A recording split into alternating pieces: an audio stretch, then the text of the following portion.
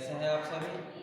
देखिए, आज इस वीडियो में हम बात करेंगे हिंदी व्याकरण में एक महत्वपूर्ण अध्याय कारक।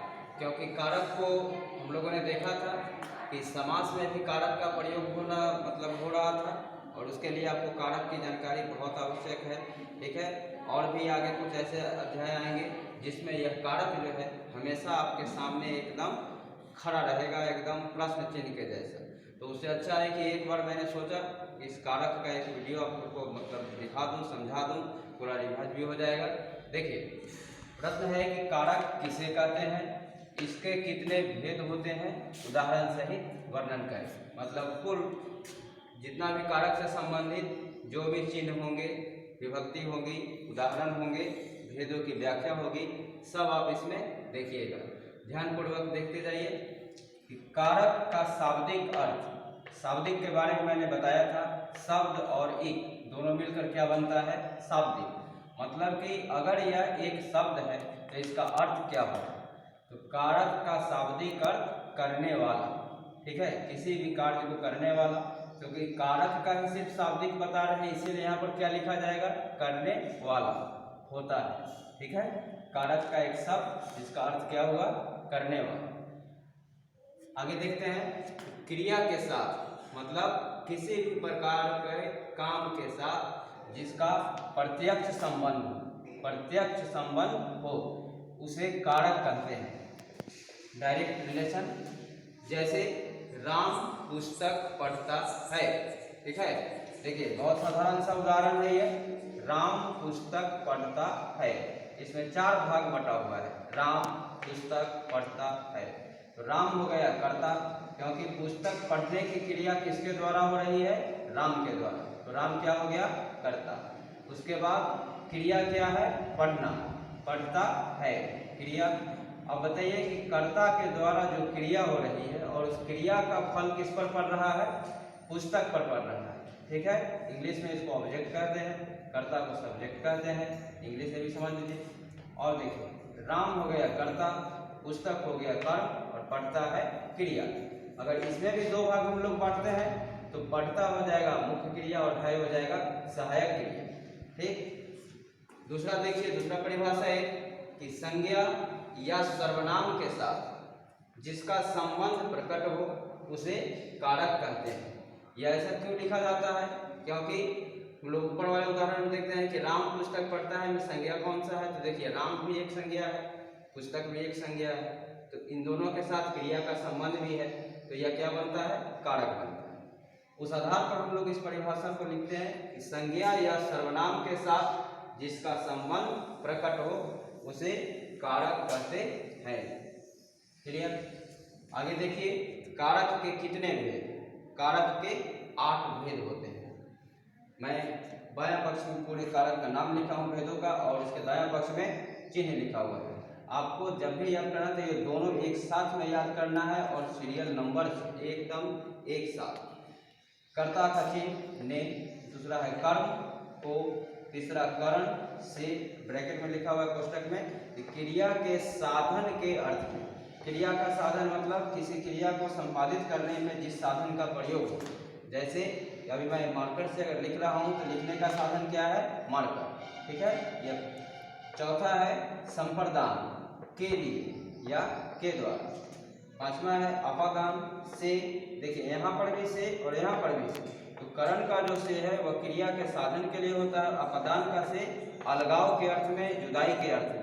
एक वस्तु से दूसरी वस्तु या एक प्राणी से दूसरी प्राणी जब अलग हो उस प्रक्रिया को क्या कहेंगे, अलगाव होना, जुदाई होना। ठीक है, अलग हो जाना। उसमें जो से आएगा वह किसके कारक में आएगा, अपादान में।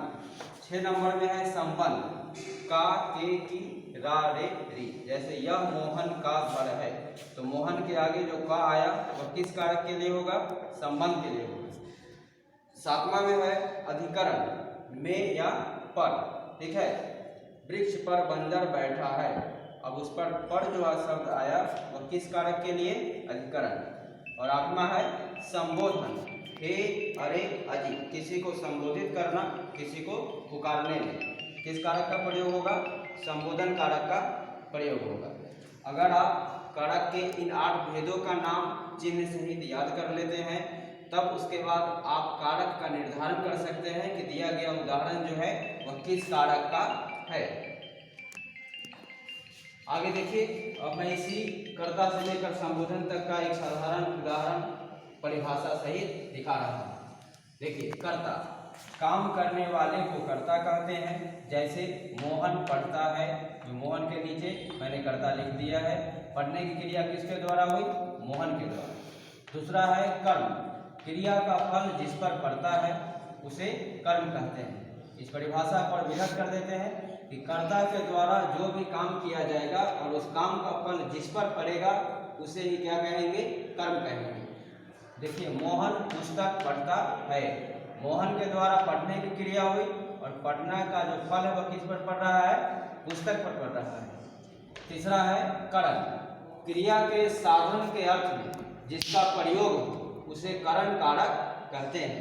क्रिया के साधन के अर्थ में जिसका प्रयोग हो उसे करण कारक कहते हैं। जैसे मोहन कलम से लिखता है। तो देखिए, मोहन कलम से लिखता है, कलम से इसमें क्या होगा? करण कारक होगा। किस चीज से लिखा मोहन? कलम से, मतलब क्रिया संपादित करने का साधन क्या हुआ? कलम। चौथा है संप्रदान, जिस कारक में किसी को कुछ देने का या किसी के लिए कुछ करने का भाव प्रकट है उसे संप्रदान कारक कहते हैं। संप्रदान में देखिए दान शब्द जुड़ा हुआ है। दान मतलब क्या होता है? देना, ठीक है।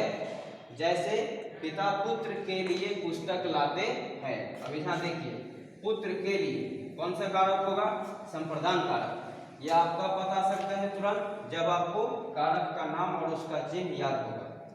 पांचवा है अपादान, जिस कारक में अलगाव का बोध हो, अलग होने का बोध हो उसे अपादान कारक कहते हैं। जैसे वृक्ष से पत्ते गिरते हैं। देखिए, वृक्ष स्थिर रह गया और पत्ते गिर गए। जैसे मान लीजिए कि यह कोई वृक्ष है और इससे पत्ते गिर रहे हैं, तो वृक्ष तो एकदम स्थिर रह गया लेकिन पत्ते नीचे हो गए, अलग हो गए।